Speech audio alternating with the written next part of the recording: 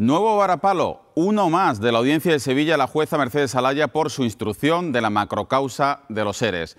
Revoca la imputación a quienes fueron los directores generales de presupuesto de la Junta de Andalucía por las mismas razones que en su día levantó la imputación a Magdalena Álvarez por no concretar ni los delitos ni los hechos punibles. Esa falta de detalle y concreción ha vulnerado, según la Sala, el derecho a la defensa y a la tutela judicial efectiva a Antonio Lozano y Buenaventura Aguilera. Con todo, lo previsible es que en unas horas, en unos días, Mercedes Alaya dicte otro auto, como ya hizo con la vicepresidenta del BEI, en el que explicite esa imputación y vuelva a citarlos a declarar. Y por tanto, la patata caliente de nuevo en la Audiencia de Sevilla, que por cierto comienza mañana a deliberar el recurso que presentó la exministra y exconsejera andaluza Magdalena Álvarez contra la segunda imputación y fianza millonaria que le impuso Alaya. Es el titular de portada en una noche en la que recibimos a la candidata del Partido Andalucista en las inminentes elecciones europeas del próximo 25 de mayo. Con Pilar Tábora, naturalmente con todos ustedes y por Andalucía, vamos esta noche y siempre a por todas.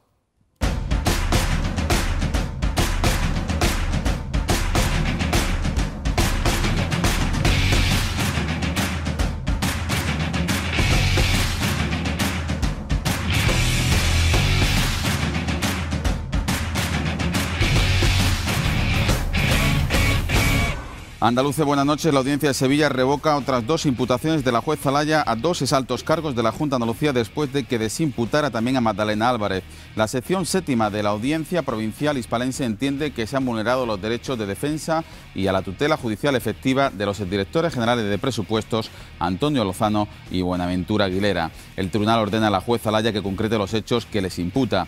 Siguiendo con su costumbre de no comentar decisiones judiciales, la Junta no se pronuncia. Ahora bien, a título personal, el portavoz del Gobierno andaluz, Miguel Ángel Vázquez, mostraba su satisfacción por estos dos excelentes servidores públicos y magníficas personas. Así definía a Lozano y Aguilera, el portavoz del Gobierno andaluz. Y de la macrocausa de los ERES al supuesto soborno en los cursos de formación que a día de hoy, según la UDEF de la Policía Nacional, apenas afecta a una partida de 1,5 millones de euros gestionado por 17 empresas en la provincia de Málaga.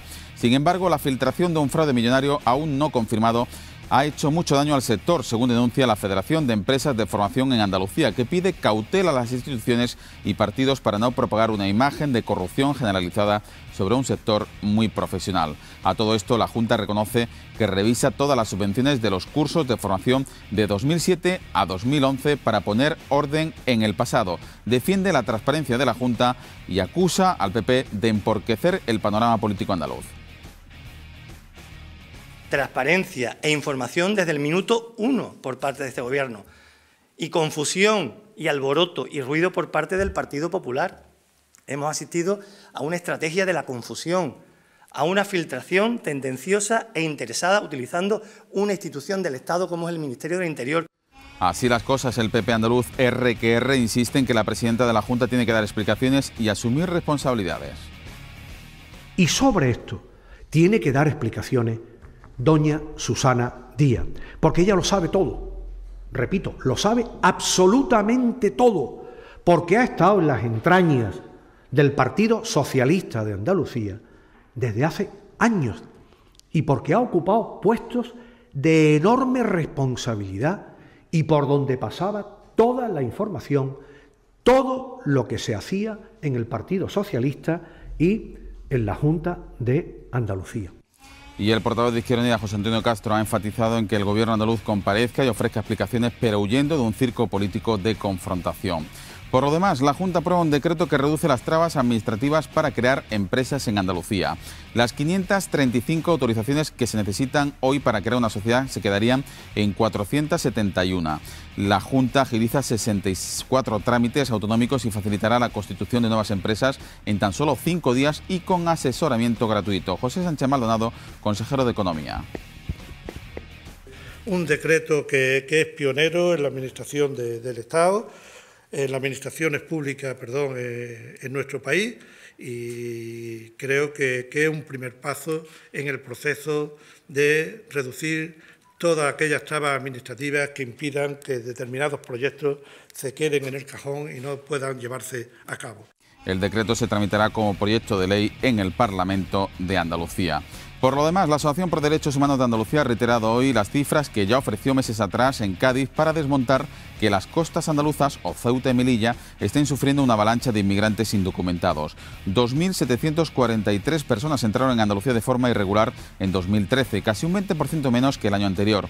Subió el número de personas que entraron por Ceuta y Melilla en 1 millar, aunque solo un 15% entró por las vallas. En total, llegaron por la frontera sur 7.500 personas, una cifra poco alarmante y que pone de manifiesto la ineficacia de la progresiva represión policial en las fronteras, según denuncia Derechos Humanos. Y el infortunio se cebó con el niño de 14 años con síndrome de Down, cuyo cadáver fue encontrado ayer tras estar 4 días desaparecido en la Sierra de Cazorla. La autopsia ha revelado que murió accidentalmente por un golpe en la cabeza tras perderse porque se enfadó al haber sido excluido en una actividad del camping en que estaba pasando las vacaciones con su familia. Son los principales asuntos que trataremos en la tertulia en compañía de Pilar Navarro, de Sara Armesto, de Olga Granado y de Francisco Morón. Los cuatro se incorporarán en la tertulia y también a la entrevista que comenzamos en estos instantes con la candidata del Partido Andalucista a las elecciones europeas, Pilar Tábora. Buenas noches. ¿Qué tal? Buenas noches. Y muchísimas gracias por acompañarnos aquí en el plató de A por Todas en 8 Andalucía. A vosotros por invitarme. Lo primero, ¿qué sintió usted cuando el Partido Andalucista depositó la confianza de presentar su candidatura a las elecciones europeas, donde hay que recordar que el Partido Andalucista en su época tuvo europarlamentarios, la depositó en usted? Pues sobre todo una gran responsabilidad. Yo siempre he tenido un gran sentido de la responsabilidad en las cosas que hago y en las cosas que asumo. Y sobre todo porque además pensaba y pienso que hay compañeros que podían haber sido y que pueden ser número uno en la candidatura y que están preparadísimos para hacerlo y que además llevan muchos más años en el partido que yo. Por lo tanto, primero me sorprendió y después me imprimió un gran sentido de la responsabilidad. Miedo no, miedo nunca. Yo la palabra miedo me parece que es lo que nos hace prisioneros, lo que nos tiene prisioneros de muchas cosas y la tengo bastante descartada de mi vida.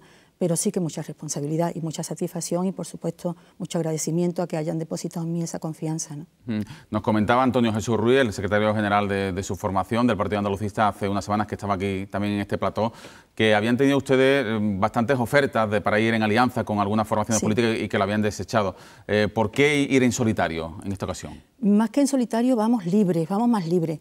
La hemos desechado porque se perdía el debate andaluz, se volvía a perder el debate sobre Andalucía, se volvía a entrar en una colisión en la que cada uno hablaba de lo suyo y Andalucía siempre se diluía en ese debate. Nosotros queremos ir a las europeas con un mensaje claro, con un debate sobre lo andaluz, que lo andaluz no se quede siempre relegado como secundario, como en la sombra, sino que somos los únicos que podemos hacerlo. Solamente el Partido Andalucista puede ir a las europeas hablando de Andalucía, solamente de Andalucía y defendiendo los intereses de los andaluces. Pensamos, valoramos, estuvimos, evidentemente, fueron jornadas de reflexión sobre el tema y al final decidimos que evidentemente es muy arriesgado porque es circunscripción única. Nosotros somos un partido de ámbito andaluz, con lo cual es mucho más complicado ir libres que en coalición, pero pensamos que es mucho mejor para que nuestro mensaje llegue a los andaluces y podamos hablar sobre todo de Andalucía, que Andalucía no se quede nunca atrás y no se quede fuera del debate político. ¿Se pueden entender estas elecciones para el Partido Andalucista como un calentamiento para las municipales o para las autonómicas? Bueno, porque las cosas como son, es muy utópico, muy quimérico pensar que ustedes pueden obtener un eurodiputado, ¿no? Como antiguamente sí lograron, ¿no? Pero ¿es un calentamiento para poder empezar a recuperar la confianza del pueblo andaluz en su mensaje? Bueno, en primer lugar, evidentemente, ya le he dicho que es muy arriesgado, es una decisión muy valiente. Somos conscientes de la cantidad de votos que se necesitan y de la dificultad, evidentemente, de conseguir el eurodiputado. Pero es que nuestro interés está sobre todo en lo que le he comentado antes, está en que Andalucía esté en el debate político, sea protagonista de este debate político en la europea.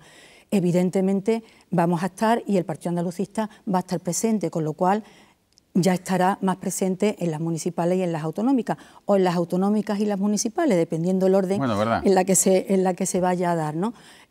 Bueno, no es como un calentamiento, pero evidentemente va a servir para que el andaluz, la andaluza, los ciudadanos de Andalucía estén más en contacto y tengan más directamente ya una conexión con el mensaje andalucista, ¿no? Claro que sí. Permítame un paréntesis por sus palabras, enseguida retomamos las elecciones europeas, pero por lo que usted ha dicho, ¿usted prevé un adelanto electoral en las autonómicas?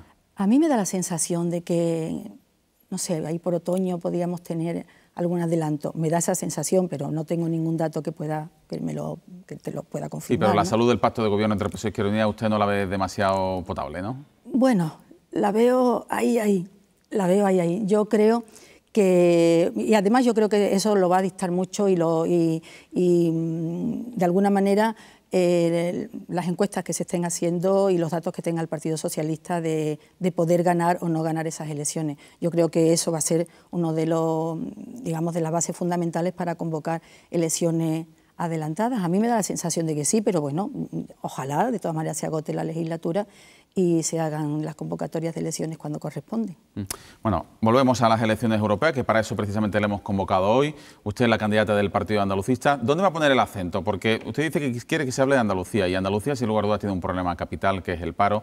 El otro día conocimos una encuesta que Andalucía es la región o el territorio europeo con más paro del viejo continente.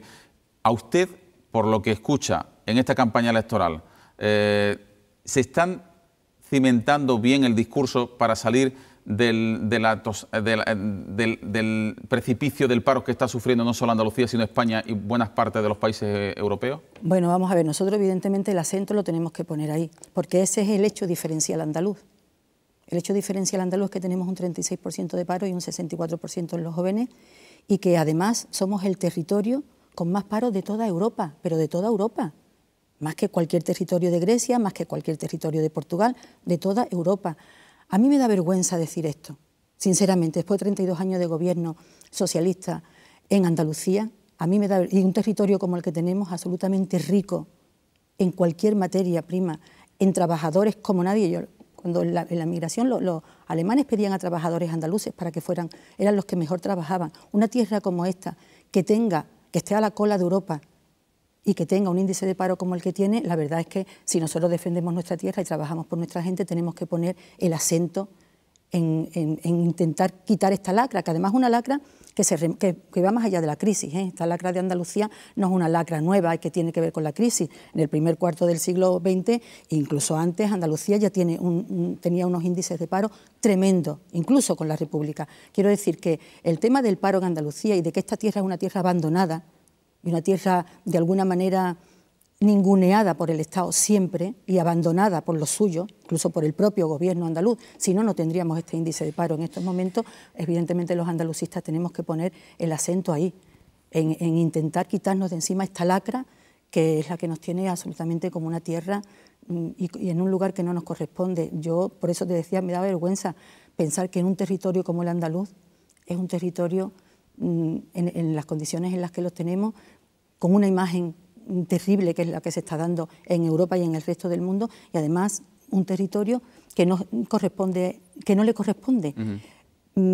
Si fueran territorios que no tuvieran materias primas, que no tuvieran... Nosotros tenemos que reforzar todas nuestras estructuras productivas, tenemos que hacer tantas cosas que no se han hecho y que yo creo que la voz de los andalucistas son las únicas que lo van a poder impulsar, porque hasta ahora la realidad lo que nos dice es que tenemos un 36% de paro y estamos a la cola de Europa. Esa es la realidad. ¿Y qué alternativas tiene el Partido Andalucista ante las políticas de austericidio, de recortes que aplica la Unión Europea y que sigue a rajatabla el gobierno español? Pues mira, a mí y a nosotros en particular nos parece terrible que se esté siguiendo esta política neoliberal que está siguiendo tanto el Partido Popular como el Partido Socialista, porque no hay que olvidar que, si no recuerdo mal, en septiembre del 2011 se reforma la Constitución, el artículo 135 de la Constitución, y se le da prioridad para darle prioridad al pago de la deuda y de los intereses de la deuda. Quiero decir, y los dos obedecen a ese mandato de la Troika, a ese mandato de Merkel. Es decir, que se está aplicando una política neoliberal que nos está manteniendo y está desmoronando el estado del bienestar que se tenía. Y evidentemente eso lo están manteniendo el Partido Socialista y el Partido Popular, porque... Te recuerdo de nuevo, y creo que fue en septiembre de 2011 y el artículo 135 en el que ellos acuerdan que la prioridad es pagar la deuda y pagar los intereses de la deuda, no la política social, no la atención al ciudadano. Entonces, bueno, ¿qué nos parece? Pues nos parece que hay que acabar con eso, que nos parece que el Banco Central Europeo tiene que ser más democrático, tiene que atender más a las necesidades de los ciudadanos. Nos parece que el Banco de Crédito del Crédito tiene que dar líneas de crédito a las empresas con mucha más facilidad, porque hay que apoyar a los autónomos, hay que apoyar a las pymes, hay que apoyar a los emprendedores. Y todo eso se gesta en Europa y todo eso se puede solucionar en Europa. Y Europa no son instituciones democráticas en estos momentos. Nosotros creemos que Europa necesita mucha más democracia, que necesita incluso una constitución nueva, hacer una nueva constitución, que el Parlamento tenga mucha más competencia. El Parlamento andaluz no tiene las competencias que debe de tener.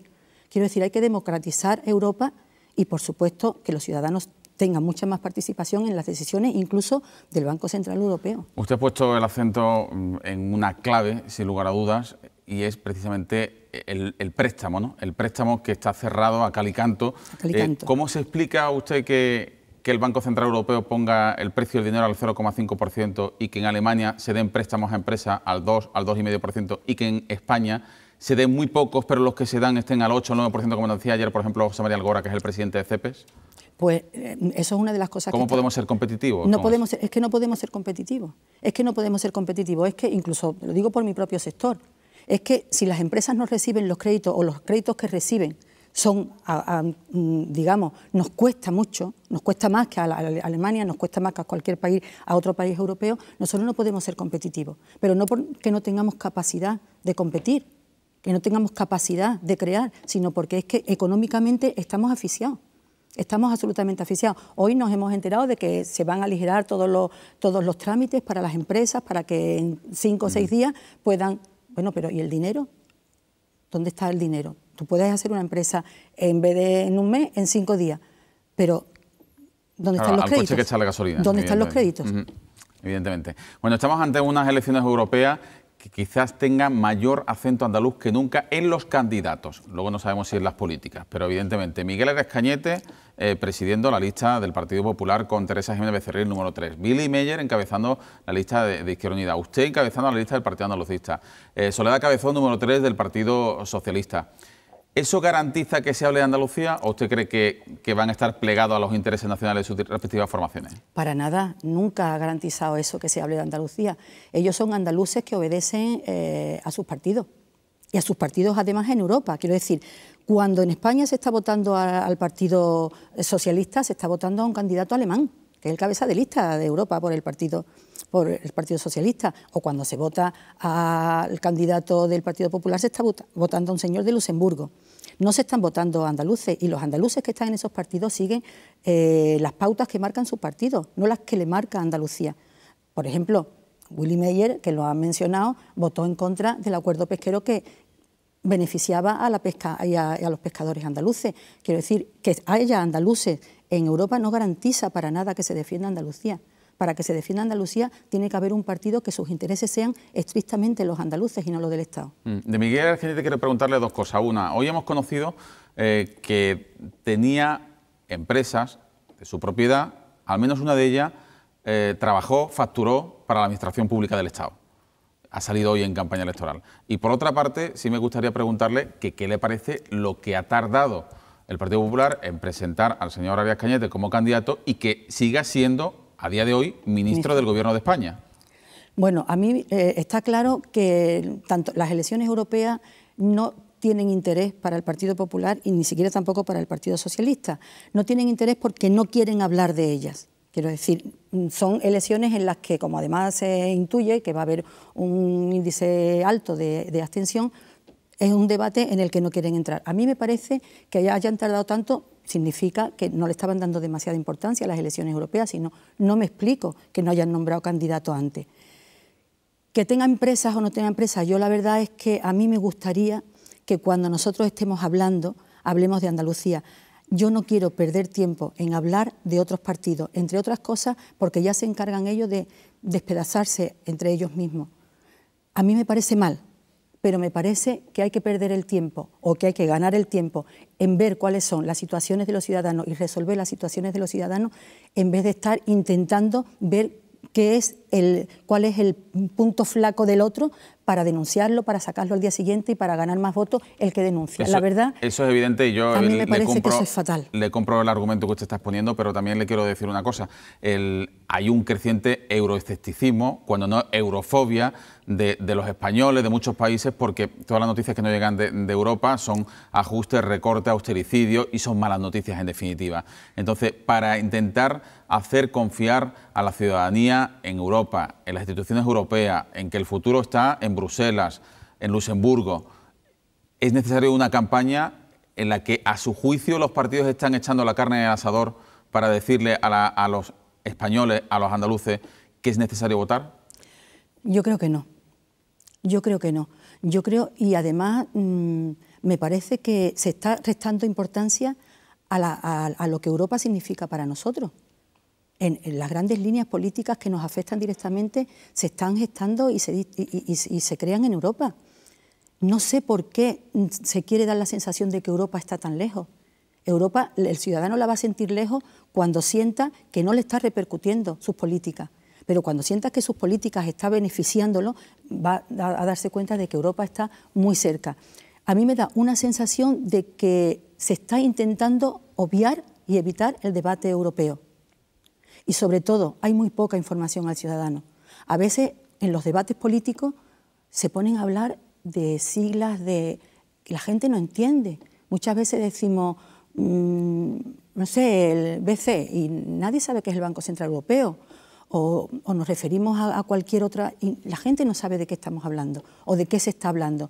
Yo creo que se ha caído también en una especie de círculo político que se habla entre ellos, que se entienden entre ellos, incluso muchas veces se ignora, cuando se está en televisión, los debates se ignora que lo que están viendo al otro lado de la pantalla, que los ciudadanos, que es a lo que en realidad se tiene que dirigir el mensaje y se tiene que explicar cuáles son las políticas o cuáles son los mecanismos europeos, no se les explica nada, es como si se les ignorara también en los propios debates televisivos.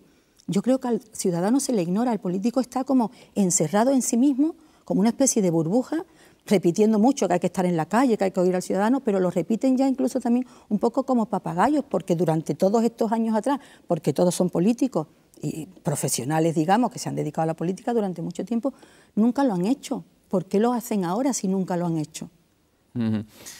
A usted, a Pilar Tabola, ¿qué le preocupa más? ¿Qué fantasma le preocupa más? ¿El de la elevada abstención, el día 25 de mayo, o la llegada de fuerzas de ultraderecha, seguramente no de España, pero sí de otros países, donde evidentemente hay movimientos fascistas muy peligrosos? Hombre, si me das a elegir entre la abstención y la subida de la, bueno, los dos son de la malos, pero de la ultraderecha, a mí me da mucho más miedo la subida de la ultraderecha, porque la abstención en estas elecciones puede ser alta, pero si conseguimos que en los próximos 5 años concienciemos a la ciudadanía de que tiene que ser participativa, de que Europa nos importa, de que Europa nos afecta y de que tenemos que incidir en las políticas europeas, posiblemente dentro de 5 años pues haya más participación.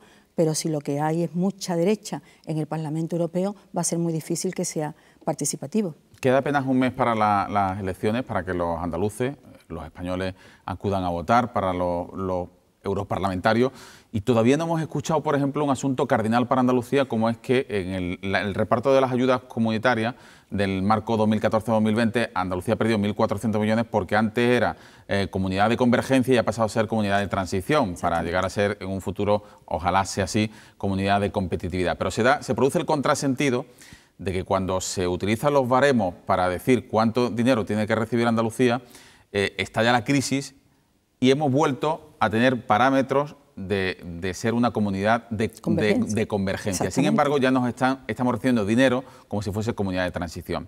Por lo tanto, hasta el año 2016, que no haya una revisión, no vamos a saber si vamos a recuperar parte de esos 1.400 millones de euros perdidos.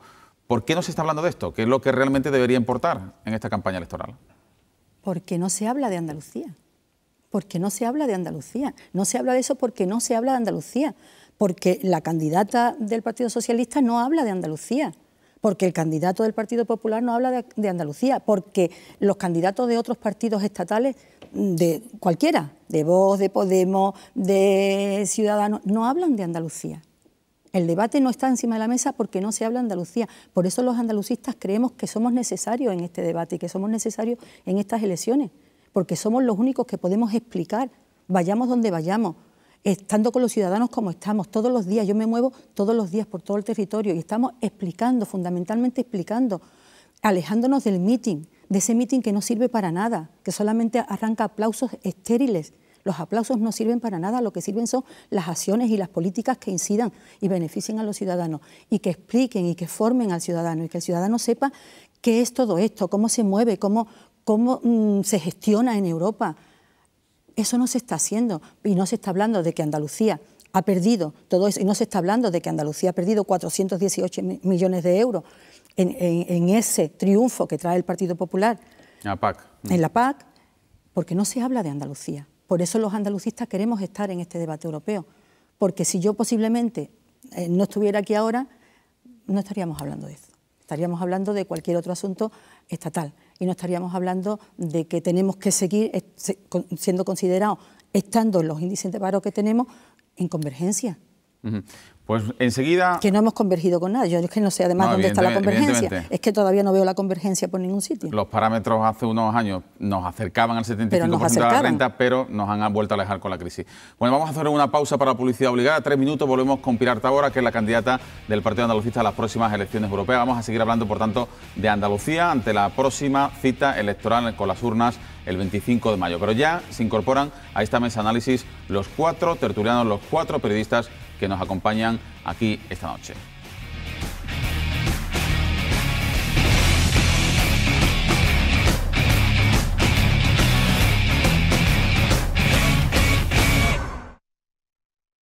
Seguimos esta noche a por todas con la candidata del Partido Andalucista a las próximas elecciones europeas del próximo 25 de mayo, Pilar Tábora, quien se enfrenta ahora a las preguntas, se enfrenta en el buen sentido de la palabra a las preguntas. Decía antes de 4 periodistas, no, vamos a corregir, vamos a atizar 3 periodistas y una jurista. Francisco Morón, buenas noches. ¿Qué tal? Buenas noches. También saludamos a Pilar Navarro, bienvenida de nuevo. Muchas Después gracias. de 4 meses de maternidad que supongo que habrán sido maravillosos, ¿no? Sí, bueno, lo llaman descanso de maternidad.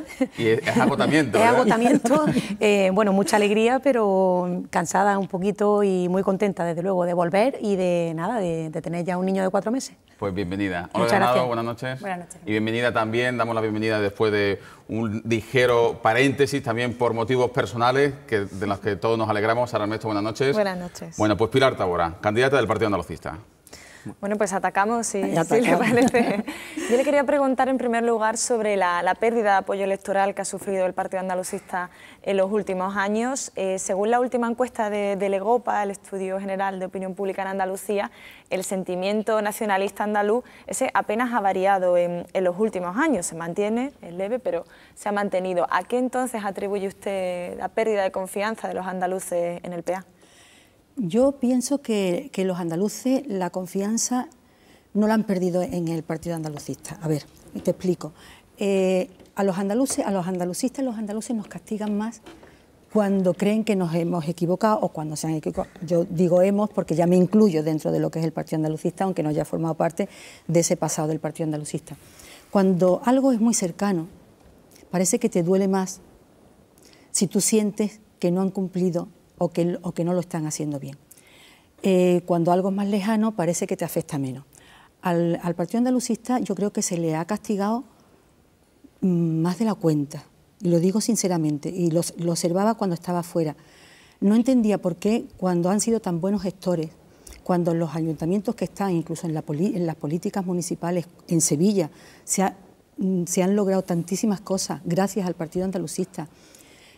¿Por qué el ciudadano le retira una confianza a un partido andalucista que en realidad, comparado, no es el tú más ni tú menos, pero comparado realmente con todo lo que estamos viendo y a todo lo que estamos asistiendo, el partido andalucista, vamos a ver, gana por goleada?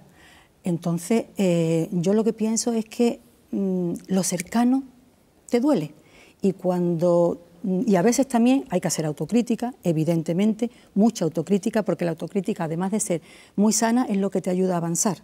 Si no se hace autocrítica, uno se queda siempre en el mismo sitio, además pensando que tiene razón. Hay que hacer autocrítica, hay momentos que ha habido personalismo, que han perjudicado, hay momentos que el electorado andaluz no ha sabido exactamente dónde está el Partido Andalucista, cuáles son sus propuestas claras. Si era un partido de izquierda, si era un partido de derecha, hay gente que lo mismo te dice que estás en la izquierda, gente que te dice que es nacionalista de izquierda. Entonces, no se ha dado un mensaje claro, no se ha conseguido en algunos momentos, época, no se ha conseguido dar ese mensaje claro a los andaluces, porque nosotros comprobamos en la calle todos los días que el sentimiento andaluz existe y que eso de que te dice la gente por la calle es que necesitamos un partido andaluz fuerte. Es que lo necesitamos, la gente sabe que lo necesitamos. Y nosotros siempre decimos, votadnos, volver a darnos la confianza, porque la gente cambia, los tiempos pasan y somos gente distinta a las que estamos ahora en el PA. Esa gente distinta también queremos actuar de otra manera, pero para demostrarlo tienen que votarnos y tienen que depositar de nuevo una confianza que quiero decir que en los municipios no se pierde tanto, en la cercanía no se pierde tanto. El Partido Andalucista en estos momentos tiene 500 alcaldes y concejales en toda Andalucía. No se ha perdido tanto como en las grandes ciudades, que se han perdido todas, y te da la sensación de que ha desaparecido, ¿no? Porque no está en las grandes ciudades. No. Pero sí es verdad que también hay que ser autocrítica y que que se ha equivocado en ocasiones. Claro, no obstante, sí. Parece que el error ha sido permitir que la bandera de Andalucía o del andalucismo la haya cogido el Partido Socialista, porque es normal que un partido de gobierno, porque el Partido Andalucista hace un partido de gobierno, tanto a nivel autonómico como a nivel municipal, ¿no? De hecho, sigue siendo de gobierno a nivel municipal. Se haya permitido desaparecer como ha desaparecido, ¿no? Que ha llegado a no tener representación en el Parlamento andaluz, cuando además incluso ha sido un partido que ha tenido representación en Europa. Sí, en Por lo tanto, hemos vivido una debacle o casi una desaparición del Partido Andalucista, ¿no? Mira, hay muchos motivos, ¿no? Y evidentemente no es el marco del debate, pero yo sí te voy a decir lo que siento al respecto. El Partido Socialista necesita los votos de Andalucía para gobernar en el Estado. Es un nicho de votos. Sí. O sea, quien quiere la mayoría en España necesita el voto de Andalucía. Evidentemente, Andalucía es un país como Portugal, con un montón de millones de habitantes y que es un voto clave para gobernar en el Estado. Escuredo se apropia de los símbolos andaluces en un momento determinado que fue clave, y además el andaluz confunde en Andalucía al Partido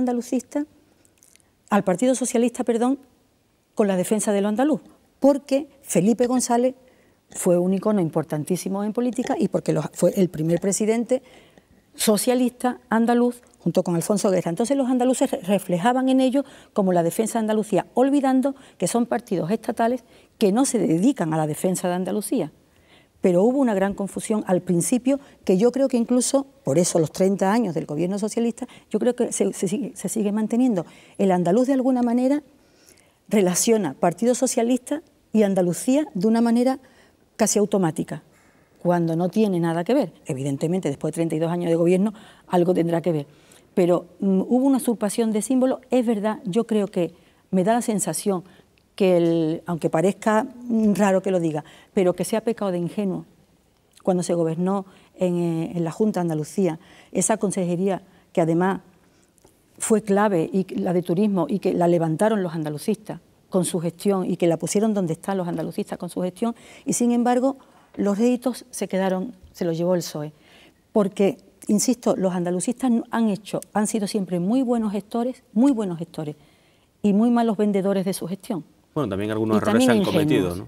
Hombre, errores, por supuesto. Se utilizó la consejería para cambiar por un líder por otro, un líder que se marchaba, otro que entraba, o sea, también hubo un uso de la administración para un interés personal y partidista que también fue castigado en su día, ¿no? Que la autocrítica hay que hacerla, pero también te digo que también es verdad que cuando tú castigas a un partido y lo dejas fuera de las instituciones es más difícil volver. Quiero decir, ya volver te cuesta más trabajo que cuando estás dentro. Cuando estás dentro es más fácil porque tiene que responder a una serie de condicionamientos para entrar. Entonces es más fácil. Yo de todas maneras, a mí me da la sensación de que visto lo visto, estando el patio como está y siendo el ciudadano más consciente de todo lo que pasa y estando, parece que no, pero quizás más interesado, aunque esté más escéptico, pero más interesado por lo que está pasando en la política, se está acercando más al Partido Andalucista, porque ve al Partido Socialista ya como un partido de gobierno y ve que prácticamente no les ha servido. Andalucía, hablábamos antes, tiene un 36% de paro y está a la cola de la Unión Europea. Evidentemente, después de 32 años de gobierno socialista en Andalucía, estar en el lugar que estamos, si el andaluz no se da cuenta de que no nos ha servido esos 32 años de gobierno de izquierda en Andalucía, Entonces me da la sensación de que hay como una serie de aviones invisibles que fumigan un polvo que no conocemos y que nos atontan y que nos adormecen y que nos hacen que no veamos la realidad. Pero la realidad es que después de 32 años de gobierno socialista, no solamente con la crisis, sino antes de la crisis, Andalucía ha tenido una tasa de paro enorme. Sí, precisamente que habla de ese nuevo panorama, yo no sé si el Partido Popular considera que se le abre una oportunidad o una mayor competencia en vista de que estas elecciones europeas, bueno, aparte de la abstención, que es un clásico, son las elecciones de mayor abstención, el hecho de que se esté hablando de una posible fractura, ¿no?, del bipartidismo, la oportunidad de otro tipo de partidos, no sé si el Partido Popular ahí tiene una oportunidad o al revés una competencia, porque ahora el espectro para elegir es muchísimo más amplio, no sé cómo lo ve. Bueno, evidentemente el bipartidismo no estará muy contento con esta proliferación de partidos que están naciendo y que se presentan ya a las europeas y que después se van a quedar para las estatales, ¿no? ¿Lo ven como competencia? Me imagino que sí, pero ellos saben que el bipartidismo no se va a acabar. Ellos tienen el poder. Ellos tienen el poder, ellos tienen los medios de comunicación. Ellos, aunque dicen que no se hace campaña, están haciendo campaña todo el año. Los estamos viendo todo el año, 24 horas en las pantallas de televisión. Eso es campaña, se están vendiendo. Es decir, tú estás escuchando PP, PSOE durante todo el año, no sé cuántas veces al día. Saben que el bipartidismo va a bajar, pero no va a desaparecer. No va a desaparecer. ¿Que lo ven como una competencia? Evidentemente. Hombre, al partido andalucista no creo que el PP lo vea como una competencia porque no estamos dentro de esos espectros. No, pero yo le pregunto a ustedes, el partido andalucista, la competencia que tienen ahora con una cantidad de siglas. Hombre, nosotros no lo consideramos como competencia, verás. Los partidos nuevos tendrán que decir lo que son o darse a conocer a partir de la gestión que hagan cuando los elijan los ciudadanos. El partido andalucista cumple 50 años el año que viene. Quiero decir, nosotros no nos comparamos con los partidos nuevos, nosotros somos un partido que está implantado en Andalucía, un partido conocido, un partido que, como decía, ha gobernado hasta en Cataluña, hasta en la Generalitat. Quiero decir que somos un partido que no podemos considerar competencia a los partidos que están naciendo con mayor o menor posibilidades de salir o de obtener, en este caso, eurodiputados, pero no son nuestra competencia, porque además ninguno es de ámbito andaluz. Somos la única voz de Andalucía. Entonces, el electorado andaluz tiene que tener muy claro cuáles son los partidos estatales que no van a defender Andalucía, que son todos, y cuál es el único partido que puede defender Andalucía, que es el partido andalucista. Si eso se tiene claro, no tenemos competencia. ¿Y la de UPyD les preocupa? Porque ellos ocupan ahora la posición como cuarta fuerza política y precisamente con un discurso recentralizador contrario al que tienen ustedes, y las encuestas una y otra vez les dan que si alguien tiene posibilidad de volver al Parlamento serían ellos. Bueno, entrar, en su caso, entrar por primera vez. Sí, bueno, UPyD estamos en las mismas. UPyD es un partido estatal que además el ciudadano cuando vota a UPyD piensa que está votando a Rosa Díez. Y no está votando a Rosa Díez, está votando a sus candidatos de sus diferentes ciudades, muchos de ellos nuevos, que, bueno, yo he tenido posibilidades de confrontar con ellos, incluso en los debates municipales anteriores, y algunos de ellos, pues, no estaban muy duchos en ciertos temas. De cualquier manera, a mí no me gusta entrar en enfrentamientos con ningún partido político, ni con ninguna fuerza política, ni descalificar a ninguna fuerza política. Todas tienen su razón de ser y todas están ahí porque quieren defender lo que ellos creen que es defendible. Nosotros, como andalucistas, no entendemos que tenemos que entrar en ningún tipo de descalificación política. Lo que sí queremos que los andaluces tengan muy claro, que votar a UPyD es votar a un partido que está hablando en contra de nuestra autonomía, que está intentando volver a un Estado centralista, a quitarnos competencia, a quitarnos autonomía. Y si el andaluz quiere que seamos lo que fuimos y estar más ninguneados y no tener ninguna capacidad de decisión sobre nuestras propias cosas, sobre nuestra propia economía, pues que voten a partidos centralistas y que voten a UPyD, pero que sepan que están votando en contra de Andalucía.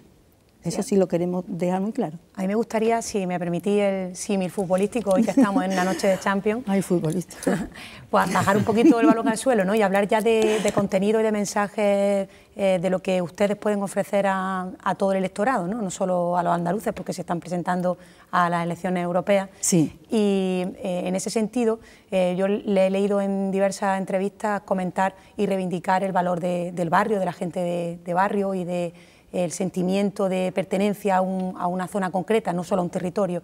Y en ese sentido me gustaría saber cómo pretende hacer llegar eso a los ciudadanos en unas elecciones tan lejanas aparentemente como son la europea, porque en una municipal es mucho más sencillo, pero en una europea, ¿cómo van a hacerlo, ¿no? ¿Cómo pretenden hacerlo? Estamos, precisamente, hemos hablado antes de la dificultad que tiene un partido como el Partido Andalucista, que se presenta en Andalucía y que sus votantes, potencialmente, evidentemente, son andaluces, porque bueno, a lo mejor algún gallego nos vota o algún castellano nos vota, pero nuestros votantes muchos andaluces por el mundo. Son andaluces. Bueno, en Cataluña ahí hay un movimiento que posiblemente, bueno, ahí se puedan recuperar algunos votos. Nosotros somos conscientes que estamos en un debate europeo y cuál es el sitio en el debate europeo del Partido Andalucista.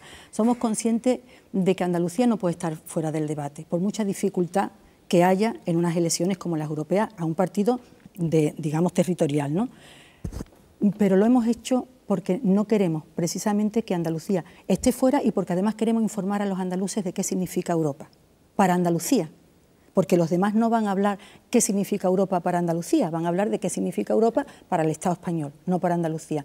Nosotros nos estamos reuniendo con muchos colectivos, muchísimos colectivos, igual que cuando estamos trabajando en el tema de la alcaldía, pero estamos hablando ahora mismo del debate europeo, con muchos colectivos, porque nos parece que es mucho más importante la información y la formación de los colectivos que visitamos que esos mítines grandilocuentes que no sirven para nada, que no informan y que además lo que hacen es enajenar a los ciudadanos y realmente alejarlos realmente de la política. Yo hablaba antes de esos aplausos estériles que los políticos quieren, cuando lo que en vez de aplausos lo que hay que hacer es trabajar y volcar esos esfuerzos en mejorar las condiciones de los ciudadanos.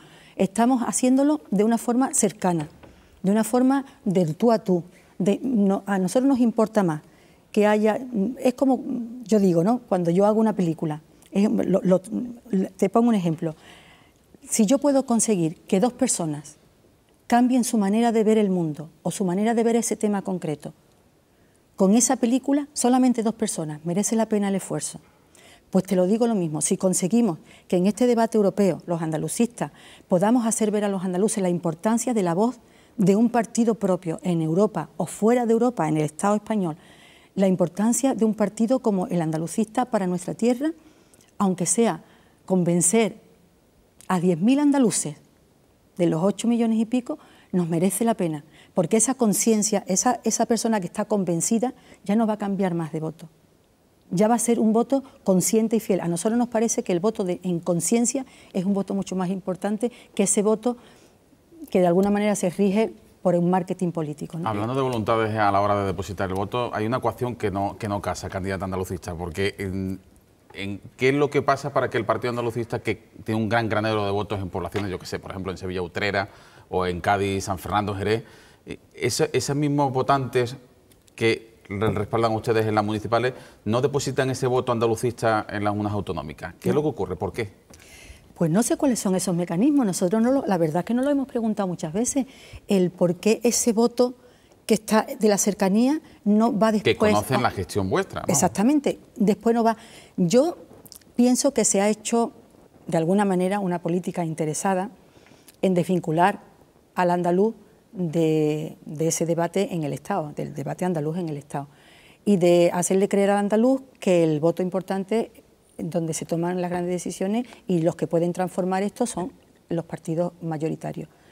Evidentemente, si tú año tras año estás lanzando ese mensaje desde arriba y desarticulas ese sentimiento y esa necesidad de votar como pueblo, tanto en las municipales como en las autonómicas, como en las estatales, como en las europeas, pues estamos en la misma. El ciudadano tiene una información y una manipulación de la información que hace que el voto autonómico sea distinto que el voto estatal y que el voto estatal sea distinto. Eso es echar culpas a los demás. Yo le pido un poquito de autocrítica. ¿El Partido Andalucista usted cree que debe pedir perdón en algún momento de su historia por la negativa al Estatuto de Autonomía en 2007? Te voy a decir que el Partido Andalucista ha pedido muchísimas veces perdón, muchísimas veces. Yo creo que somos los que más nos hemos flagelado y los que más autocríticas estamos haciendo, en público y en privado.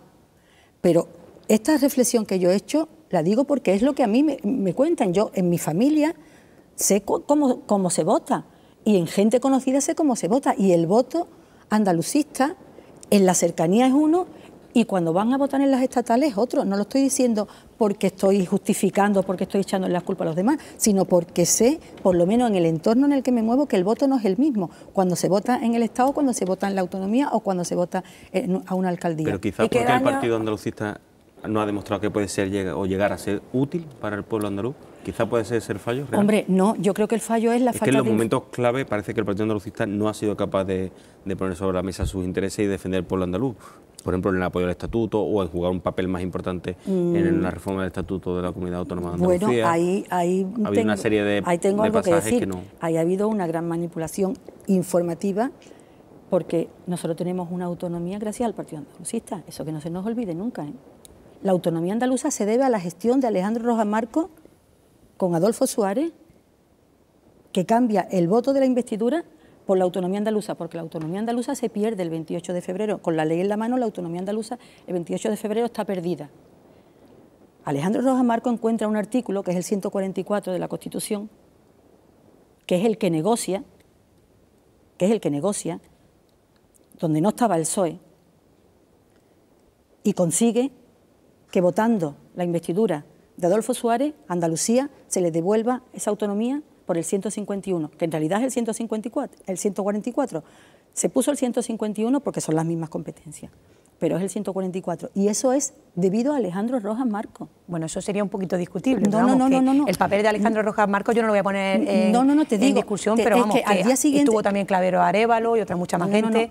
Quien tuvo su papel. Quien negoció eso, quien negoció el artículo 144 fue el Partido Andalucista. Hay un libro que nadie lo conoce, que nadie lo lee, pero que está en las librerías, donde explica todo el proceso, y donde se explica cómo incluso el Partido Socialista no estaba de acuerdo, no estaba conforme con la autonomía. Bueno, que se diga en un libro no quiere decir que sea la verdad, ni ese ni otros. Bueno, pero están los documentos y las sesiones del Congreso, ¿eh? Están las sesiones del Congreso, ahí está el Partido Andalucista defendiendo la autonomía andaluza desde el Partido Andalucista sí, pero otros partidos andaluces también, o sea que... Te voy a regalar, eso sería discutible. Te voy a regalar el libro. Con independencia. Encantada, lo leeré con mucho interés. De verdad. Ya que decía antes que muchas veces lo que ha podido pesar sobre el Partido Andalucista es su indefinición. La gente no sabe si es de centro o de derecha en un momento dado, hasta qué punto ha hecho ahí daño los pactos que se han hecho en ciudades emblemáticas como Sevilla, en el gobierno autonómico, en ese sentido los pactos a los que se ha brindado el Partido Andalucista. Sí, yo decía el otro día que curiosamente siempre se pone en cuestión el tema de pactos del Partido Andalucista y no se pone en cuestión cuando otros partidos pactan o se ven abocados a pactar porque son partidos más minoritarios, por ejemplo Izquierda Unida, pero que es que en Almonte Izquierda Unida está gobernando con el PP, por ejemplo, y nadie se echa las manos a la cabeza. ¿Por qué está gobernando con el PP? Pues porque ha visto que el gobierno del PSOE era perjudicial para Almonte y porque posiblemente pueda defender más sus intereses con un pacto con el PP. Y no pasa nada. Y el Partido Socialista ha gobernado con el PA y el partido del PP, o sea, el PP ha gobernado con el PA y los pactos son legítimos. Y yo lo que pienso que lo que ha fallado muchas veces o algunas veces en el Partido Andalucista es una definición clara de lo que es como partido. Y que a veces el electorado no ha sabido qué está votando cuando vota andalucista. Y eso está solucionado. Quiero decir, eso como ha sido, y hemos considerado que ha sido uno de los grandes problemas con el electorado, esa indefinición que se ha tenido muchas veces, posiblemente por el tema de los pactos, porque en unos sitios se ha pactado con el PP, en otros sitios se ha pactado con el PSOE, y posiblemente no se haya sabido vender por qué se pacta con el PP o por qué se pacta con el PSOE en determinados lugares. Y esa indefinición ha hecho que también el electorado como que no sepa qué estaba votando cuando vota el Partido Andalucista. El Partido Andalucista lo tiene muy claro en sus estatutos y siempre lo ha tenido. Es un partido federalista de izquierda, siempre lo ha tenido, así consta en los estatutos. Esos estatutos nunca han variado, nunca ha variado la ideología del Partido Andalucista. Otra cosa es cómo se haya llevado a la práctica en determinados momentos. Pero en los estatutos del Partido Andalucista, el Partido Andalucista es un partido federalista de izquierda, de centro-izquierda, con muchas sensibilidades dentro de ese centro-izquierda. Hay muchos andalucistas que se sienten más en el centro, otros andalucistas se sienten más en la izquierda. Todas las sensibilidades de centro-izquierda están recogidas en el Partido Andalucista, pero y está definido. Ese es el partido andalucista. Ahora que me habla de federalismo, me gustaría saber su posición respecto al debate territorial. Vamos a ver, sin problema. Nosotros estamos de acuerdo con que los pueblos tienen derecho a decidir, que hay que plantear un debate territorial, que la Constitución se ha quedado obsoleta, que es que si esta Constitución nos va a servir para el resto de la vida, pues con habernos quedado con la del 812 ya tendríamos bastante. Las Constituciones son algo vivo que tienen que cambiar a medida que van cambiando las sociedades y a medida que los pueblos están viendo que sus techos de competencia los quieren ampliar. Se tiene todo el derecho, pero además se tiene el derecho de hacerlo en común. Pero cuando hay dos partes y una de ellas no dialoga, pues no se puede llegar a ningún acuerdo. Es como en las parejas, es una cuestión de dos. Si uno no quiere, no. Entonces yo creo que hay que tener, primero, asustarse menos, porque no es ninguna cuestión de que nos asustemos por nada. No hay que tener miedo a cambiar las cosas tienen que cambiar y tienen que evolucionar. Asustarse poquísimo, ver que se puede hacer una labor en común, ver que los techos de competencia de los diferentes territorios que quieren tener más competencias son respetables, que los pueblos tienen derecho a decidir su futuro dentro de unos acuerdos territoriales y de unos acuerdos dentro del Estado. Pero si el Estado se cierra herméticamente, ridiculiza a otros pueblos, el derecho de otros pueblos, y además dice que no, y además lo lanza como algo negativo, y ahora mismo ya los nacionalismos se han convertido en esa especie de demonio con su tenedor, que era el comunismo antes, por intereses además muy concretos, a mí me parece que se está haciendo un flaco favor, incluso a la propia democracia. Nos queda tan solo un minuto y si me gustaría preguntar. Muy bien, ¿tan mal nos estamos portando? No, digo, qué pena, que estoy a gusto. Bueno, lo había escuchado entonces mal. Que nos queda tan solo unos segunditos y si me gustaría arrancarle un compromiso. Tenemos el compromiso de Billy Meyer, de Soledad Cabezón. Esperamos contar también con, no creemos, de Miguel Arias Cañedo, que estará en otros escenarios, otras esferas, ojalá lo pudiéramos, pero sí de Teresa Jiménez Becerril. ¿Usted participaría en un debate a 4 con los candidatos del resto de partidos? Yo encantada. Pues la llamaremos. Estupendo. Pilar Tábora, candidata del Partido Andalucista a las elecciones europeas del próximo 25 de mayo. Muchísimas gracias por acompañarnos en 8 Andalucía y mucha suerte. Gracias. Venga, hacemos una pausa de 3 minutos y volvemos con Pilar Navarro, con Olga Granado, con Sara Armesto y con Francisco Morón y debatimos sobre los principales asuntos de actualidad, con novedades jurídicas, sobre todo del juzgado número 6 de la Audiencia de Sevilla.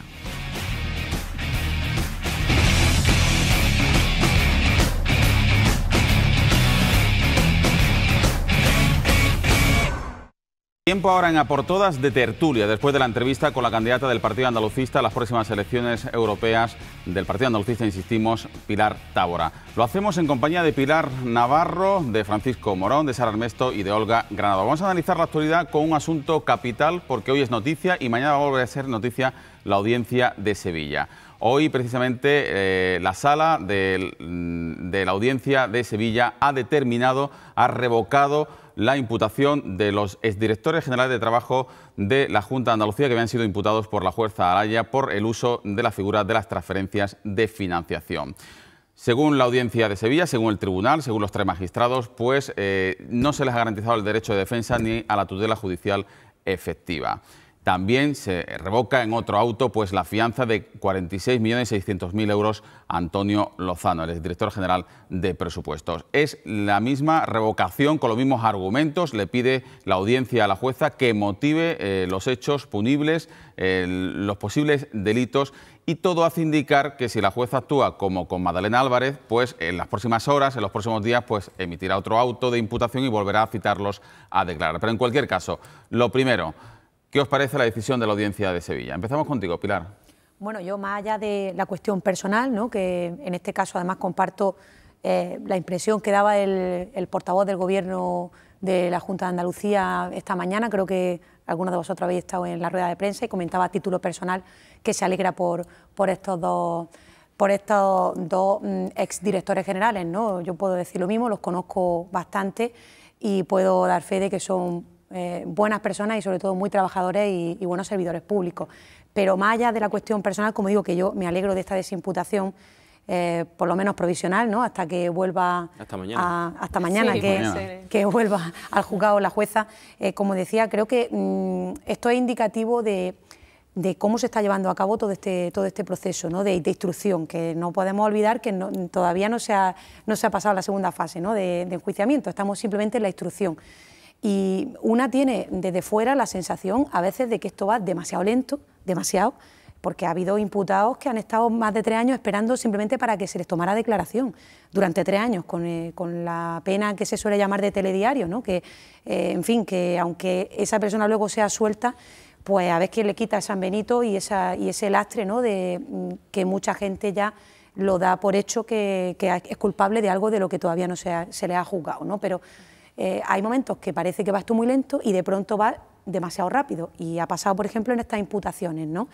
Parece como que se han redactado estos autos de imputación demasiado rápido, como si no hubiera tiempo para haberlo fundamentado suficientemente, o no se entiende muy bien qué es lo que ocurre, ¿no? Y en este caso, pues una también desde fuera, vuelvo a decir, se plantea, quizá hubiese sido más conveniente aceptar la ayuda que en su momento le ofrecieron a la jueza, ¿no?, que yo no conozco, pero vamos, Pilar, si la decisión ha tenido 2 jueces que le podían ayudar, 2 jueces de apoyo que ha rechazado.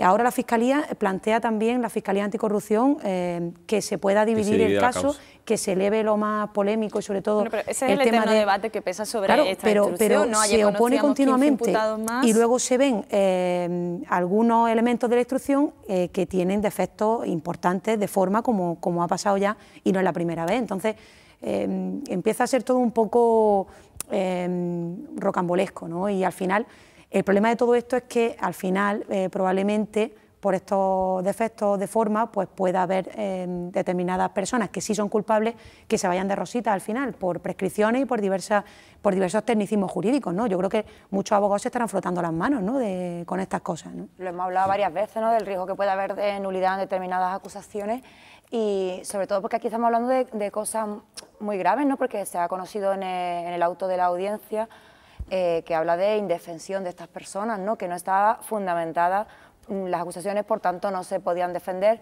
No es la primera vez tampoco que llaman la atención a la jueza, cuando no es la audiencia es la Fiscalía. Entonces esa ayuda que dice que no tiene, pues lo mismo la tiene, ¿no? Le van, irónicamente lo digo, ¿no?, le van diciendo, pues por aquí, redáctalo de nuevo, te damos otra oportunidad, ¿no? Suena un poquito esperpéntico, ¿no?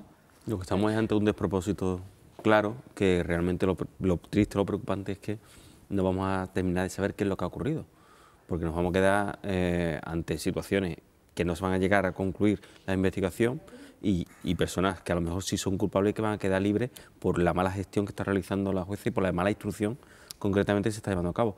Uno de los casos es el de Viera. Viera está a punto de cumplirse los 10 años de que esté señalado jurídicamente, pero no definitivamente, y puede quedar en nada, realmente, porque puede quedar el asunto en nada, porque el plazo se le va. Esta mujer parece que tiene un miedo atroz a que sea el Supremo el que meta mano en el asunto, que parece que está poniendo en duda la honestidad o la capacidad del Supremo, porque realmente es como diciendo que no quiere que llegue al Supremo porque no se fía de lo que el Supremo sea capaz de hacer con la causa.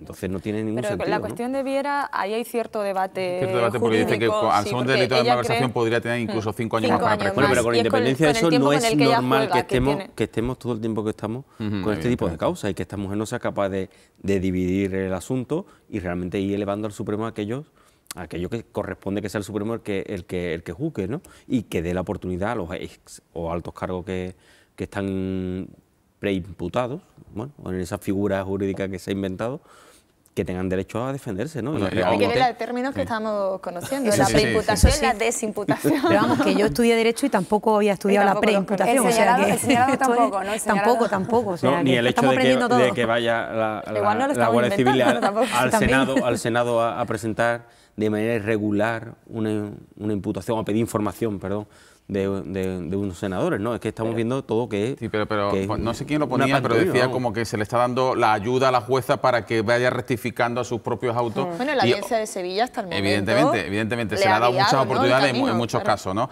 Yo pregunto, y es un debate que se abría precisamente esta mañana en la redacción de algunos medios de comunicación, ¿cómo a una jueza le puede salir gratuito que algunos de sus imputados no hayan tenido derecho a la defensa, se han sentido indefensos, a la tutela judicial efectiva y le esté saliendo gratuito. Siempre hemos hablado de que después de Dios, el juez de instrucción. Pero bueno, en cualquier caso, es que ya son muchos episodios los que están ocurriendo, ¿no? Sí, pero es una becaria, no es una jueza becaria. Entonces, son errores que lo que hablábamos antes, que es increíble que se produzcan, ¿no?, tantas veces, ¿no?, tantos toques de atención. De todas formas, ahí lo que sí es verdad, debería de haber un mecanismo que paralizara el asunto y que se pudiera proceder a un cambio de juez en este sentido, porque realmente estamos demostrando una incapacidad o que ha perdido el norte.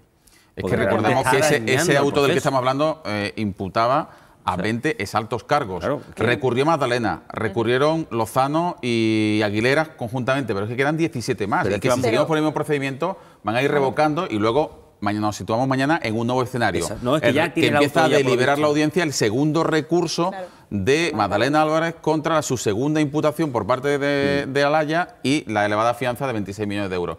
No os pido que seáis pitonisos, pero sí que intentáis anticipar qué creéis que va a hacer mañana la audiencia. Jurista, a ti te toca.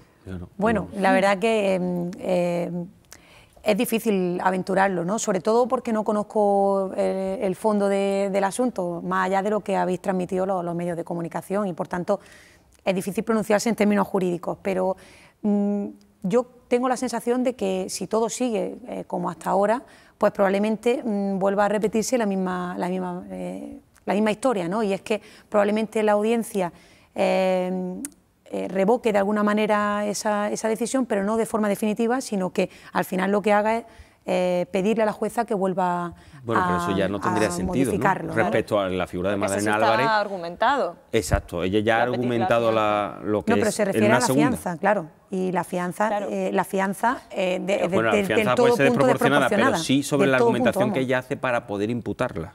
Claro, es que incluso en el caso de Magdalena Álvarez, si la audiencia mañana revoca la fianza, que creo que era de 29 millones de euros, eso sí sería 46 eran la de se dice rápido. Sí, 29 millones de euros, sí. Eso sí sería una corrección en toda regla, porque incluso la jueza llegó a aventurar que en un futuro juicio se podrían derivar responsabilidades de las consejeras. Eso sí, lo de hoy aparece solo, ¿no?, una cuestión, una discrepancia formal que puede corregir una repetición del episodio de la Magdalena Álvarez. Mañana ella movió que vamos a ver más veces. Lo que no puede ser, y comprendo cómo está la gente en la calle, ¿no?, es que veamos al juez Elpidio Silva era hoy precisamente, ¿no?, en unas declaraciones también esperpénticas ante un tribunal que lo está juzgando por intentar encontrar la justicia en un caso también flagrante como el de las preferentes, más allá de los procedimientos, y que evidentemente un juez más que nadie tiene que cumplir con los procedimientos y todo. Yo soy la primera que lo dice, pero hombre, que hayamos visto al juez Garzón que se ha tenido que ir de España, o sea, y que veamos estos casos ahora, en fin, yo comprendo que la gente pues, pierda la confianza en la justicia, pierda la confianza en los políticos y pierda la confianza en todo, porque es un poco esperpéntico, ¿no?, lo que uno ve en las noticias todos los días. Y en este caso, y en la mayoría de los casos, no es culpa del mensajero, y aquí tengo a cuatro, ¿no? Es al revés, es que no hay noticia buena que dar, y es el mundo al revés, continuamente. En este caso también lo que ocurre es que esta jueza lo que está dañando es continuamente la imagen de Andalucía, porque es cierto que ha podido haber una gestión errónea o una gestión delictiva sobre la que hay que actuar, pero lo que no podemos permitir que llevemos todos los años que llevamos hablando de Andalucía y dando una visión de Andalucía corrupta, o una Andalucía que está intoxicada por la corrupción de todas formas. De hecho, hemos visto en Andalucía, yo no comparto de hecho, se ha empezado a hablar de un nuevo caso de corrupción en Andalucía, haciendo paralelismo con los ERE. Eso es una filtración interesada de tipo político. No tiene nada que ver con la jueza. Que al final se lo lleva toda la jueza también. Le hacemos más estrella a nosotros que de lo que... Que en Andalucía siempre estemos hablando de una Andalucía subsidiaria o una Andalucía corrupta. Y es por culpa incluso de gestiones como este tipo se está realizando. Lo que diga la audiencia mañana respecto a la fianza de 29 millones, como decíais, si varía, considera desorbitada esa fianza, y esa fianza la ha fijado la jueza en función de unas responsabilidades que cree que Magdalena tiene, no porque haya fijado una cantidad al azar. Entonces, si varía ese importe, varían también sus planteamientos de responsabilidades de la exconsejera y exministra. En ese sentido, pero bueno, sí, no, quiero decir, lo hace también en base, entiendo yo, al montante de dinero que se gestionó. Claro, y por eso, por ejemplo, se imputa, entiendo yo, o pretende imputar tanto a Antonio Lozano como a Buenaventura, ¿no? Y en realidad no puede ser que simplemente por haber sido director general de presupuestos ya te imputen, porque entonces en todos los casos en los que haya habido malversación de caudales públicos en España, el que fuera director general de presupuestos de esa administración tenía que ser imputado. Hoy ponían un ejemplo, no tiene ningún sentido, en un medio de comunicación que imaginarse, fíjate si nos remontamos en el tiempo, imaginarse que hubiesen imputado o hubiesen condenado a Carlos Solchaga porque fue quien firmaba los fondos reservados, del uso que hizo de esos fondos reservados el director general de la Guardia Civil entonces, Roldán, ¿no? Claro. Pues es lo mismo, decía el paralelismo con lo que está ocurriendo en este caso. Claro, ¿no? ¿y en qué se basa la jueza para poner esa fianza también desorbitada a Antonio Lozano? Más allá de que la imputación pienso que también es injusta, pero esa fianza de 40 y pico millones es la partida 31 del ESO, ella considera que todo es nocivo, no se tenía que ver, está todo mal dado, aunque gracias a esas partidas se han prejubilado legalmente más de 6.000 trabajadores en Andalucía. Pero bueno, vamos a pasar de la macrocausa de los ERE al asunto que ponía encima de la mesa, que apuntaba Francisco Morón, con el supuesto fraude millonario en los cursos de formación. Más allá de lo que hoy haya dicho hoy la Junta, que ha defendido su transparencia, de lo que haya dicho el PP-RQR pidiendo la comparecencia de la presidenta y explicaciones, más allá de que Izquierda Unida diga que tienen que dar explicaciones y comparecer el Gobierno, pero sin que esto se convierta en un circo político del pim pam pum, nos quedamos con un mensaje que ha lanzado la Federación de Empresas de Formación de Andalucía. Cuidado, que se está propagando una imagen generalizada de corrupción en un sector que está sufriendo un grave daño. Y también escuchamos a Francisco Carbonero diciendo: cuidado, instituciones, partidos políticos, con dañar la honestidad de Andalucía. En fin, es un asunto que se puede tocar desde varias aristas. Sí, es que ahora mismo hablas de formación, desempleo, que es una palabra inevitablemente unida a Andalucía. Metes formación, desempleo e inmediatamente sacas. Tienes el caso ERE, bueno, pues a partir de ahí tienes UGT e inmediatamente se ha intentado ver aquí un gran fraude millonario, ¿no?, que fueron los primeros titulares. Porque de hecho se hizo la misma jugada que con el caso ERE, que todavía en la oposición se sigue insistiendo en que son 1.600 millones, cuando de momento la investigación de la Guardia Civil... Estamos hablando de 120, 130 millones. Exacto, y en este caso... Que no son pocos. Pero no, evidentemente, cuidado, que no hay que restar un milímetro de gravedad en los casos de corrupción. Claro, no, por supuesto, aunque fuera pero vamos a dimensionarlos en su justa medida. Y en ese sentido, aquí se ha intentado, lo intentó Luciano Alonso el mismo miércoles santos, salió como ariete, fue el primero, ¿no?, que dio la versión del Gobierno, intentar parar, evitar que se difundiera este nuevo gran fraude, ¿no?, el supuesto. Sí es cierto que a mí me parece que no debe insistir tanto la Junta en el hecho de la filtración, como si fuera lo grave, malo, ¿no? Efectivamente. Lo malo no es eso, lo malo es que se produzca el fraude que se ha producido. No que nos hayamos enterado, ¿no? Realmente se ha producido. Y luego hay unas declaraciones del portavoz del Gobierno hoy que son, bueno, nos hemos enterado de que hay una investigación en una provincia de Málaga. Vamos a ver, ese supuesto fraude millonario de 2.000 millones que se filtró a los medios de comunicación. Esa es la cantidad que se ha repartido, que no significa que sea todo ilegal. La propia UDEF de la Policía Nacional aclara al día siguiente que lo que a día de hoy se está investigando es una partida de 1,5 millones de euros en la provincia de Málaga. Y no en el procedimiento de adjudicación, sino en la gestión que de esos fondos han hecho 17 empresas de la provincia de Málaga. Cuidado. Claro. Sí, que es más bien las seguramente empresas a las que se está investigando. A lo mejor o no. En los próximos días conozcamos mucho más. Claro, pero aquí el fondo, que ahí el fondo es donde de la realmente habría que tener muy en cuenta las declaraciones del portavoz del Gobierno hoy. ¿Cuáles? Cuando ha dicho que en los mentideros políticos se sabía y por eso vamos a investigar esto. ¿A qué se refiere? Es que no lo entiendo. No, es que eso nosotros le hemos insistido en no la entiendo realmente pregunta. si es que entre los políticos sabían que había un fraude, pero no se han atrevido a denuncia del PP. No sí, saben, la pero denuncia bueno. del PP ellos. Es que el portavoz defendía que la presidenta dio el primer paso investigando en septiembre, ordenó dentro de eso que dicen de revisar el pasado, gestionar el presente y planificar el futuro. Ordenó investigar estos fondos porque se había establecido el principio de no exoneración. Es decir, no podías concurrir a por nuevos fondos si tenías justificaciones pendientes. Entonces, claro, nosotros preguntábamos si todo tipo de partidas de la Junta se van a investigar dentro de ese afán implacable de la presidenta por luchar contra la corrupción. Entonces decía que no, que en este caso era concretamente en este caso nada más. Y ahí sí aludió a los mentideros políticos que luego aclaró que era por el PP. Pero vamos, el PP se ha ruido también por otro asunto. El PP denuncia muchas cosas que hace pero que aquí lo lamentable nuevamente es la imagen que se está trasladando a Andalucía, ¿no? Pero ¿por qué esta identificación? Y que por eso como andaluza, es con el Gobierno, yo no me siento concernida con una gestión Pero uno pone el telediario o pone los informativos nacionales y lo que sale de Andalucía en los últimos días es eso. Y sin embargo, hace muy poco tiempo el escándalo de la gestión de estos mismos fondos en Madrid era el mismo.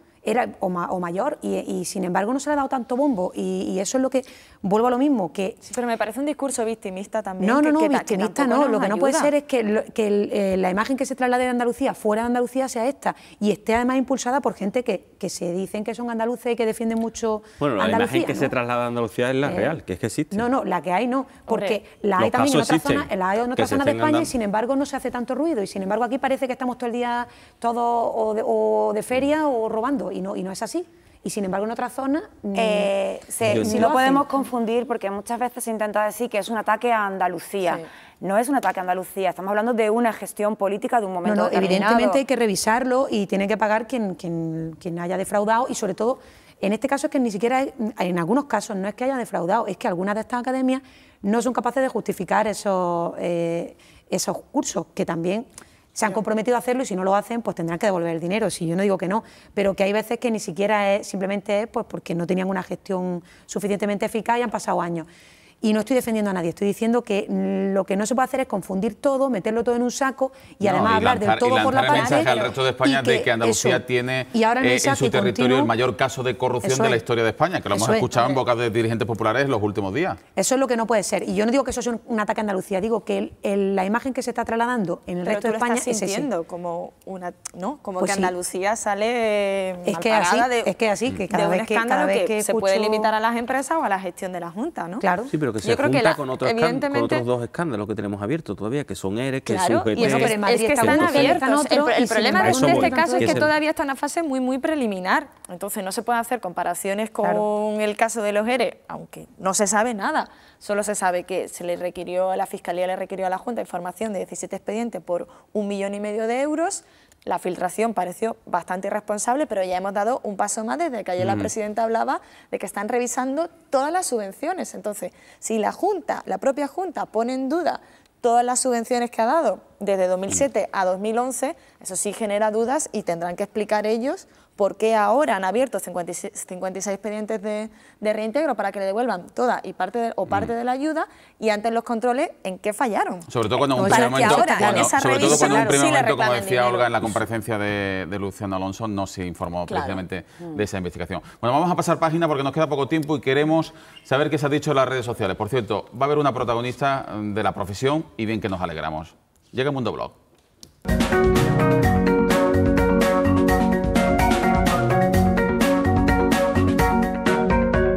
Manu Guerrero, buenas noches. Hola, muy buenas noches. ¿Qué tal? Pues como suele ser habitual, en las redes sociales algunos de los temas que más se han comentado durante la jornada de hoy son algunos de los que estamos hablando aquí en la tertulia de esta noche. Y empezamos por ese nuevo varapalo de la Audiencia Provincial de Sevilla a la jueza Mercedes Alaya por el auto que imputaba a 2 exdirectores de la Junta. Vemos algunos de los comentarios que hemos leído en Twitter sobre este tema. Por ejemplo, Felipe López García dice: la Audiencia Provincial de Sevilla da otro varapalo a la señora Alaya. Según parece, mucho fervor y poco rigor. Josep Robert dice: durísimo correctivo de la audiencia a la jueza Alaya al desimputar a 2 exaltos cargos de la Junta. Francisco Javier Fernández: la audiencia da otro tirón de orejas a la jueza Alaya y anula 2 imputaciones de la jueza. Manuel Peci: enhorabuena a Buenaventura Aguilera y Antonio Vicente Lozano por el auto que los libera de su vía crucis atrabiliario de la jueza Alaya. En otro orden de cosas, una polémica que sigue coleando varios días después. Nos referimos a la de Esperanza Aguirre, que aquí precisamente en Sevilla dijo que los antitaurinos son antiespañoles. Varios días después siguen encendiendo y mucho a los internautas. Vemos, por ejemplo, este tuit de la revista Mongolia. Dice: para Esperanza Aguirre seguro que estos no son antiespañoles. Y sobre este mismo asunto hemos leído un artículo muy interesante firmado por Ignacio Escolar en el diario.es. Dice, se titula Antiespañoles y dice que los verdaderos españoles no son los antitaurinos, sino quienes esconden su dinero en Suiza. Y pone como ejemplo a Francisco Granados o a Ignacio González, que disfruta de un ático de lujo en la playa bajo la sombra de testaferros y paraísos fiscales, o Blesa o Rato, que hunden una caja cuya obra social había sobrevivido 3 siglos e hipotecan en su rescate a los españoles. Un artículo sin duda muy recomendable. y muchos tuits también, como decía nuestro compañero Fernando, para felicitar a la nueva directora general de esta casa, de 8 Andalucía, la periodista Inmaculada Carretero. Vemos algunos de estos mensajes. Por ejemplo, José Luis Losa dice: encantado de ver a Inma Carretero estrenarse como directora de 8 TV Andalucía. Gran fichaje, mucha suerte en la nueva etapa. Le replicaba Mercedes de Pablos, que dice: suscribo la enhorabuena, buen fichaje, todo el presente y mejor futuro. Marta Morillo, mucha suerte en tu nueva andadura, muchos besos. Pepe Contreras, mucha suerte en un proyecto necesario para Andalucía. Nos vemos en Sevilla, le decía. Mateo González, enhorabuena a la fantástica Inma Carretero por su fichaje estrella al frente de 8 TV Andalucía. Objetivo Red: 8 TV Andalucía cuenta con la gran Inma Carretero para emprender una nueva etapa. Adolfo Salvador: me acabo de enterar, ahora mismo busco esta tele porque contigo al frente seguro que será la caña. Muchas felicidades. Ana Giraldez dice: felicidades por tu nuevo reto profesional, espero que tengas mucho éxito. Y Juan José Cuellar dice: una suerte tremenda tener entre manos un reto como el tuyo. Enhorabuena. Inma Carretero, que llega a 8 Andalucía en un momento dulce, porque acabamos de saber que durante la Semana Santa esta televisión, 8 Sevilla, ha sido en la provincia la televisión más vista para ver las retransmisiones de Semana Santa, como vemos en los titulares de prensa que han recogido hoy, como por ejemplo Europa Press, que dice: casi el 40% de los hogares sevillanos ha sintonizado 8 Sevilla para ver la Semana Santa. Y es que, según Gestión y Control de las Ondas, una empresa que mide a las Smart TV, el éxito de audiencia ha sido espectacular. Además, las cámaras de 8 Sevilla grabaron en exclusiva el viral más visto durante toda la semana. Algo que, por supuesto, le agradecemos a ustedes. Manu Guerrero, buenas noches. Muchas gracias. Bueno, vamos ahora con la columna de cierre, que los martes siempre lleva la firma desde Jerez de Anoguet.